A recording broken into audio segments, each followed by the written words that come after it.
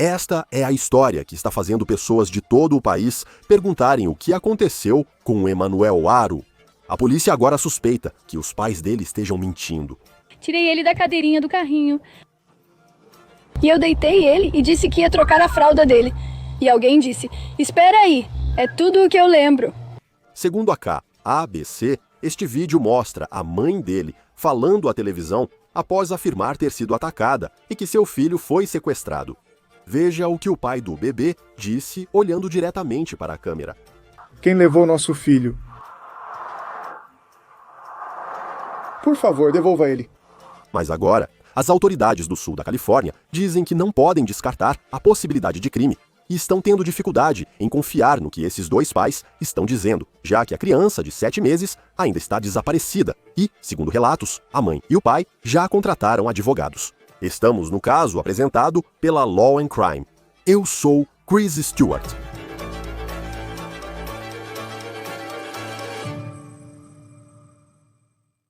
Tenho novidades sobre a busca por Emanuel Aro, de 7 meses. Hoje, conversamos com uma organização nacional sem fins lucrativos, que explicou por que deixou de ajudar na busca pelo menino de 7 meses. Já vou falar sobre isso, mas antes, vamos conversar sobre por que as autoridades estão tendo dificuldade em acreditar nos pais de Emanuel. Esta é a foto do bebê de 7 meses. Só soubemos seu nome na quinta à noite. A mãe dele ligou para a polícia de um centro comercial e contou uma história assustadora sobre o que ela disse que tinha acabado de acontecer. Eu o tirei da cadeirinha do carro. E eu o deitei e preparei a fralda dele. E alguém disse, espera aí, é tudo o que eu lembro. Esse vídeo é da KABC-TV. A mãe, Rebecca Aro, está com um olho roxo abaixo do olho direito. Ela diz que ficou com o olho roxo nesse estacionamento de um centro comercial em Iyacaipa, Califórnia. Ela disse que estava lá porque foi ao jogo de futebol americano do outro filho na quinta à noite. Eles precisavam comprar algo na loja de artigos esportivos Big Five. No estacionamento, o pequeno Emanuel, de 7 meses, precisava trocar a fralda. Enquanto ela fazia isso, alguém se aproximou e a atacou. Veja o que ela contou à KTLA. Eu ia pegar a fralda e alguém disse, olá. E eu não vi nada depois disso. Eu acordei bem aqui no chão. E eu não vi Emanuel. Agora, ela afirma que alguém se aproximou dela naquele estacionamento. Tudo o que ela lembra que disseram foi olá. Ela lembra de desmaiar após ser atacada. Ao acordar, percebeu que o pequeno Emanuel havia sumido. Nesse momento, os policiais começaram a vasculhar a área. Isso está acontecendo no leste de Los Angeles. Mas essa história, que se realmente aconteceu, é o pior pesadelo de qualquer pai, parece estar desmoronando. No fim de semana, os policiais do condado de San Bernardino divulgaram um comunicado dizendo que encontraram inconsistências na história da mãe, Rebecca. Quando a pressionaram, dizem que ela deixou de falar com eles. Além disso, a Fundação Uvalde para Crianças, organização nacional sem fins lucrativos, defende as crianças. Eles estavam ajudando nas buscas por Emanuel quando essa história veio à tona. Eles também estavam oferecendo uma recompensa em dinheiro. Mas à luz dessas notícias das autoridades, eles não estão mais ajudando nas buscas.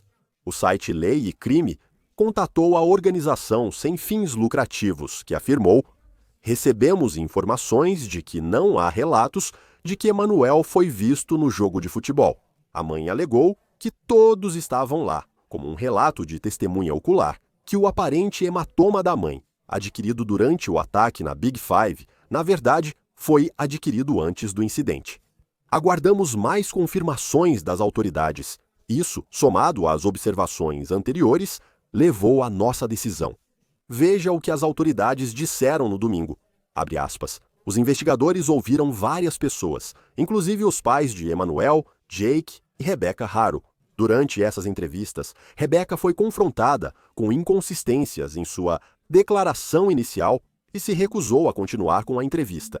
Neste ponto da investigação, os investigadores não conseguem descartar a possibilidade de crime no desaparecimento de Emanuel. Aqui está a casa onde Emanuel vivia com os pais, segundo registros judiciais online. Câmeras de televisão flagraram detetives investigando na casa de Emanuel durante a noite. Ainda aguardamos atualização hoje para saber se a busca achou algo sobre o caso. Segundo a KTLA, a filha de 2 anos dos Haro foi retirada da casa. Descobriu-se também que o pai de Emanuel, Jake, está em liberdade condicional, após ser condenado por crueldade contra crianças em 2023. Isso era sobre uma prisão em 2018. Agora, mesmo que as autoridades tenham dito que não podem descartar a possibilidade de crime, isso certamente despertou o interesse do público em querer saber o que aconteceu. Alguns membros da família Haro ainda os apoiam. A avó de Emanuel deu entrevista à mídia local. Ela disse que o casal é caseiro, ama o filho e não faria nada para machucá-lo. Ela afirmou que Rebecca deixou de cooperar após as autoridades pedirem um teste do polígrafo e o marido sugerir contratar um advogado. Agora, o pai de Emanuel também chorou na televisão pedindo ajuda ao público para encontrar o filho deles. Ele até se dirigiu à pessoa que sua esposa afirma ter levado seu filho. Veja o que ele disse para as câmeras da KABC Televisão. Quem levou nosso filho, por favor, devolva-o. Jake Harrell, o pai, está em liberdade condicional e deve ir ao tribunal no próximo mês por possível violação. Não se sabe se isso está ligado ao desaparecimento do filho dele. Outra observação. Vimos no Google Maps o estacionamento onde Rebecca disse ter sido atacada e onde Emanuel foi levado. E realmente parece que há câmeras de segurança nas laterais dos prédios, mas até agora não parece, ou pelo menos não está claro, se alguém tem informações sobre o incidente que ela afirma ter acontecido. Agora está conosco o investigador particular de pessoas desaparecidas, Estevão Fischer. Obrigado por estar conosco no Law and Crime. Caso interessante do sul da Califórnia. O que te chamou a atenção sobre o pai e principalmente sobre a história da mãe, que pareceu um sinal de alerta? Bem, tem algumas coisas. Sabe, o ataque por trás, para começar, e aquele olho roxo que ela tem, realmente não é consistente com, sabe, um ataque por trás. Sim, alguém pode ser empurrado, cair e terminar assim. Mas aquilo parece um soco, sabe? E isso é difícil de fazer por trás. E também, só, sabe por quê? Sabe, quero dizer, geralmente, em situações de sequestro, quase sempre são membros da família, sabe? E pelo que a gente sabe, é assim que eles emitem esses alertas, Amber e tal. E também só, sabe, se você, digamos que um dos pais tivesse feito algo com a criança, eles são testemunhas, certo? Estão com a criança e precisam achar um jeito de deixarem de ser testemunhas. Eles não viram quem fez isso. Então, como faz? Precisa ficar inconsciente. Então, normalmente, histórias assim, sabe, nessas situações em que um dos pais está realmente envolvido, acontece que eles foram atacados e ficaram inconscientes e eles não. Eles nunca viram a pessoa que levou a criança, sabe, daí eliminar isso porque eles são a testemunha. Então, não sei, as coisas simplesmente não parecem estar se encaixando. Não. E temos essa declaração da organização sem fins lucrativos que estava trabalhando com eles, onde aparentemente ninguém viu Emanuel nesse jogo de futebol em que ela supostamente estava. O olho roxo é fundamental nisso, porque nunca levei um soco no rosto, pelo menos não recentemente. A história que ela conta é que isso aconteceu. Depois ela apaga e acorda milagrosamente. Quero dizer, isso parece ser muito mais do que só um roxinho de leve embaixo do olho. E aí, para televisão também, essa é a parte interessante, porque eu sei que tem um caso que a gente vem acompanhando lá em Kentucky, Jaden Spicer, onde a mãe não falou nada. Ela divulgou uma nota manuscrita, o que foi suspeito. Mas nesse caso, só a emoção e até o pai, ele fala diretamente para a câmera. Nesses casos, quero dizer, o que é um sinal de alerta, quando se trata de como um pai age nesses momentos que parecem ser autênticos. Quais critérios diferenciam casos autênticos dos mais duvidosos? Bem, sabe, existe uma linha tênue aí, porque cada pessoa reage de forma diferente e cada um lida com o luto de maneira diferente. Mas nessa situação, algumas das coisas que ela disse logo de cara foram, sabe, se você estiver com ele, por favor, alimente-o e troque-o. Acho que ela está projetando, olha, se eu sou um bom pai, é isso que eu faria. Eu alimentaria e trocaria ele. Não era me devolva meu filho, sabe? Não era implorando para essa pessoa. Era, sabe, era alimentar ele e trocar ele. Parece que são declarações meio exageradas, eu acho. Sabe? Eles planejaram um pouco demais, talvez, se houve algum crime aqui, o que eles iam dizer. Simplesmente não me pareceu algo genuíno. E olha, eu acho que isso, sabe, não sou só eu que penso assim, sabe? Até as autoridades já disseram que as declarações delas são inconsistentes, sabe? E isso simplesmente não está batendo. E quem foi que viu aquela criança por último? Quando foi que aquele bebê foi visto, sabe? Porque não parece haver ninguém. Ela disse que sofreu esse golpe nocauteador no estacionamento, mas não parece ter ninguém que tenha testemunhado isso ou tentado ajudar ou qualquer coisa assim. Sim, isso aconteceu. É um bom ponto, pois foi na quinta à noite. Quero dizer que foi por volta das 6 horas. E eles estavam no estacionamento de um centro comercial que tem um monte de lojas. E tipo, para isso acontecer, ninguém viu nada. O que você acha desse ponto e do que você conseguiu descobrir? Porque também é estranho para mim que não exista nenhum vídeo de vigilância disso. E tipo, no Google Maps, dá para ver que há câmeras de vigilância nos lados dos prédios, como você esperaria. Então, sabe, é interessante que quando eu estava olhando, tem uma joalheria que fica ao lado, meio que junto ao estacionamento, mas tem aquelas árvores que bloqueiam a visão. E acontece que o lugar onde ela foi atacada fica bem encostado nas árvores, sabe? Então parece que talvez isso tenha sido planejado com antecedência. Olha, eu não posso confirmar se isso é verdade ou não, mas ouvi de alguém que conversou com um funcionário da loja de artigos esportivos que disse que eles tinham ido lá no dia anterior e perguntado se havia câmeras de segurança porque tinham tido algum tipo de pequeno incidente de trânsito e queriam ver se conseguiam pegar a placa do outro carro. Disseram para eles que não havia câmeras. Se for verdade, ainda não posso confirmar, mas veio de alguém em quem confio pelas informações precisas. Se isso for verdade, então isso é algo em que as autoridades vão agir imediatamente.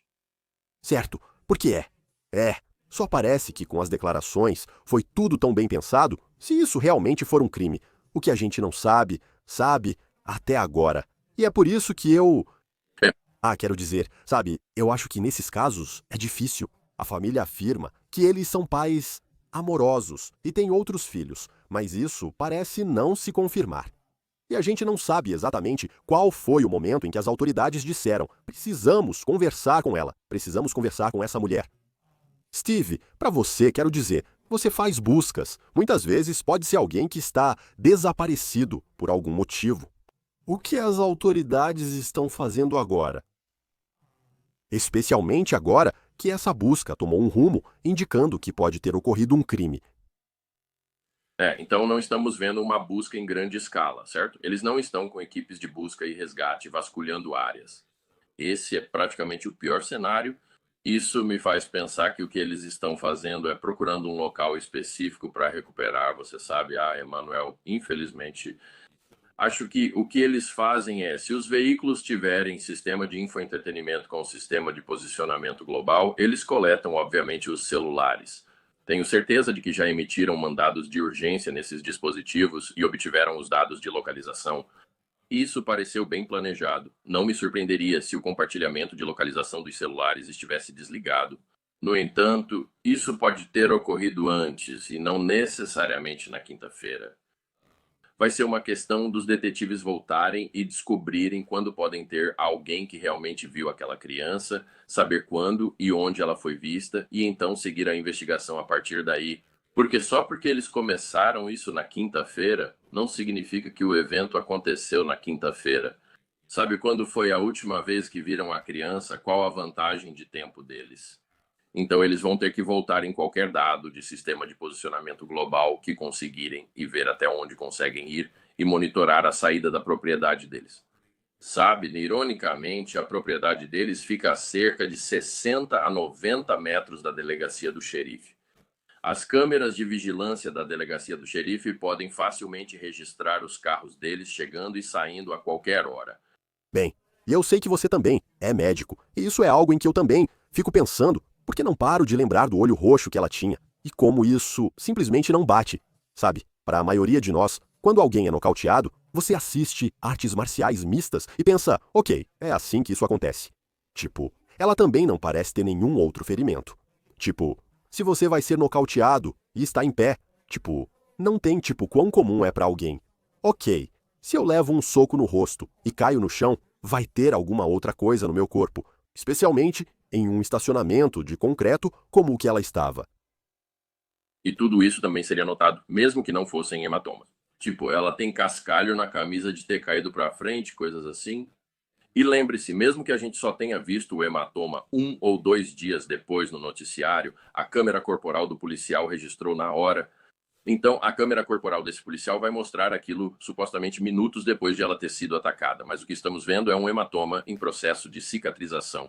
Eu sou socorrista de busca e resgate. Esse hematoma está escuro. Quando você sofre algo assim, ele fica vermelho cereja e depois passa por estágios de cicatrização.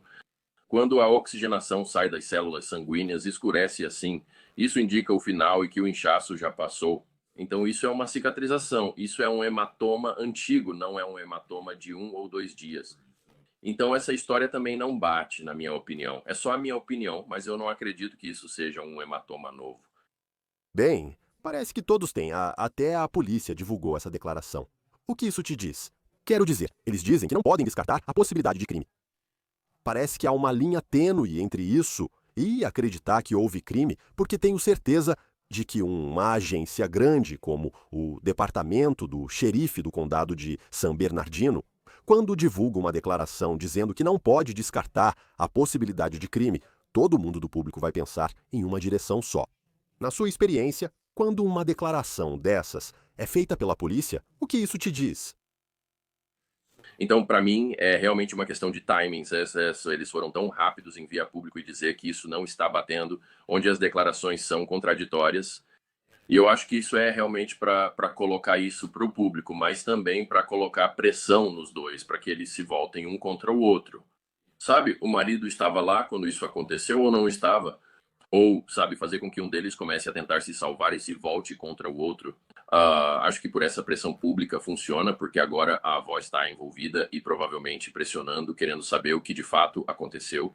Acho que um deles vai ceder em breve. Não creio que consigam resistir por muito tempo. Sabe? E ele não tem nenhum direito em relação à busca e apreensão, porque ele está em liberdade condicional por causa de outro caso de abuso infantil.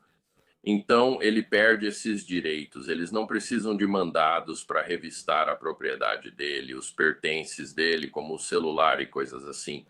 Então, eu acho que isso foi feito de propósito, e eu acho que foi porque era tipo, olha, isso é muito óbvio. Eles não precisam ser detetives para perceber que tem algo errado aqui. E vamos lá, sabe? Vamos expor isso. Vamos deixar eles saberem que a gente sabe e ver se eles começam a se atacar entre si. Isso deve acontecer logo. Eu sei que eles já contrataram advogados, mas mesmo assim é uma dinâmica interessante se eles tiverem o mesmo advogado, porque podem perder o sigilo, sabe? Então estou curioso para ver onde isso vai dar. Mas eu acho que um provavelmente vai acabar entregando o outro em breve. Porque se isso ainda estivesse sendo investigado como um sequestro, e se houvesse alguma validade na história dela, como seria essa busca? Então, se eles realmente achassem que isso foi um sequestro, o que eles fariam seria verificar todas as câmeras de vigilância na área ao redor e todos os leitores de placas para tentar identificar a marca e o modelo de um veículo. Porque se eles conseguirem uma descrição do sequestrador ou identificar a marca e o modelo do veículo, então isso se qualifica para um alerta Amber. Eles não têm nenhum dos dois. E olha, é uma área movimentada o suficiente. Eles conseguiriam. San Bernardino é uma agência que lida com muitos homicídios porque é uma área desértica muito vasta, sabe? Palm Desert, Palm Springs, esse tipo de lugar. Eles são muito bons nesse tipo de situação, esses detetives. Então eles conseguiriam alguma coisa, eles veriam um veículo fugindo ou algo assim, e aí eles emitiriam um alerta Amber. O fato de não termos recebido isso diz muita coisa. A partir daí, com o alerta Amber, todas as agências federais, como o FBI, Serviço de Delegados dos Estados Unidos da América Patrulha de Fronteira e Alfândega, atuariam devido à localização de San Bernardino. mas nem estamos vendo as equipes tradicionais de busca e resgate procurando nessas áreas do deserto. Então, me parece que eles acham que só precisam obter as informações. Eles podem, sabe, infelizmente há um local e eles estão apenas restringindo o que é isso através de perícia digital. E também tenho certeza de que eles estão interrogando eles várias vezes, mesmo que já tenham advogado. Ainda assim, eles têm maneiras de pressioná-los. Acho que por isso usam o público. Se não vão conversar nem devolver direitos, vão vazando informações aos poucos para o público saber o que sabemos. Sim, e eu sei que ontem à noite havia vídeo de detetives na casa deles. No momento desta gravação, ainda não tivemos uma atualização deles hoje. Então, não sabemos se encontraram algo ou ainda estão trabalhando, você sabe, em entrevistas ao longo do dia. Só de estar na Califórnia, você já conhece essa área. Pelo Google Maps, parece que só posso fazer isso na costa leste, mas a casa fica em uma área muito deserta. É meio vasto, sabe, na área para onde poderia ir. Quero dizer, poxa, se você está procurando por esse garoto e espera que não seja o pior cenário, mas mesmo nesse caso, quero dizer, quão difícil é encontrar alguém em um lugar assim. Quero dizer, se ele é tão pequeno, como encontrar alguém em um deserto assim? É difícil porque essa é uma área, se você está dirigindo de Los Angeles para Palm Springs, essa seria a área antes de você chegar a Palm Springs. E realmente, né, tem um cassino ali bem na I-10 e tem os shoppings outlets de Cabazon. E fora isso, é só montanha e terreno desértico até onde a vista alcança. E é imenso. É quente, sabe? Faz 43 graus lá nessa época do ano. Isso dificulta a busca, mas como você disse, eles estavam na casa. E outra coisa interessante sobre aquela casa é que, sabe, olhando como investigador, há muitos membros da família ligados àquela propriedade. Então, mesmo que eles tenham contratado advogados, há outras pessoas lá que saberiam quando foi a última vez que viram Emanuel, ou se algo estava acontecendo, ou quando veículos chegaram ou saíram tarde da noite. Sabe, provavelmente há membros da família que sabem de coisas. É difícil para as pessoas manterem segredos tão profundos e sombrios. E eu acho que alguém sob esse tipo de escrutínio público, alguém vai acabar falando. E eu acho que vai acontecer nos próximos 1 ou 2 dias. Quero dizer, a história não faz sentido, desde as marcas no rosto dela até relatos de pessoas dizendo que não viram o garoto no jogo e que ela pode já ter tido o olho roxo antes. Você espera que não seja o pior desfecho, mas a história é assustadora à medida que as horas passam. Steve Fisher, investigador de pessoas desaparecidas. Adoro ter você no Law and Crime. Obrigado pela companhia. Muito obrigado. Encerramos o programa do Law and Crime.